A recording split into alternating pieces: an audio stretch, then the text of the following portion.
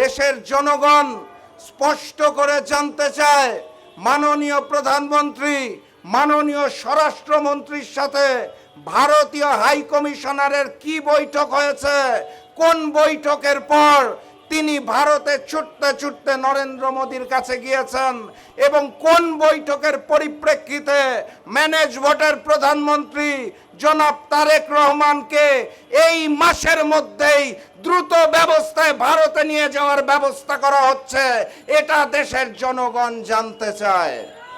Fascist Sheikh হাসিনার মতো যদি তলে তলে পরিকল্পনা করেন, ভারতীয় গোয়েন্দা সংস্থা রয়ের প্রধান যদি বাংলাদেশে এসে গোপনে বৈঠক করে, কাদের সাথে বৈঠক করে, কোন বিষয়ে বৈঠক করে, নতুন কোন চুক্তি করে, দেশের জনগণ জানতে চায়। সেটা যদি স্পষ্ট না করেন, ফ্যাসিস্ট শেখ হাসিনার মতোই যদি দিল্লিকে প্রভু মানতে চান, তাহলে স্পষ্ট করে জানিয়ে দিতে চাই, নতুন বিপ্লব আসছে। হাসিনার মতো জনাব তারেক রহমান এবং ক্ষমতাসীন বিএনপির বিরুদ্ধেও দুর্বার আন্দোলন গড়ে তোলা হবে।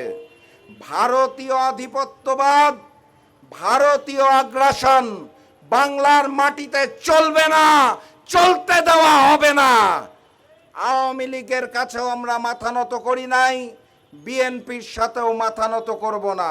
নতুন আন্দোলন, নতুন বিপ্লব, ভারতীয় আধিপত্য মুক্ত বাংলাদেশ গঠনের সেই স্বর্ণালী বাংলাদেশের আহ্বান জানিয়ে, নতুন আন্দোলনের প্রস্তুতি গ্রহণের আহ্বান জানিয়ে আমি আমার সংক্ষিপ্ত বক্তব্য এখানেই শেষ করছি। বিজয়ের পথে যাত্রা শুরু, জীবন অথবা মৃত্যু। আসসালামু আলাইকুম।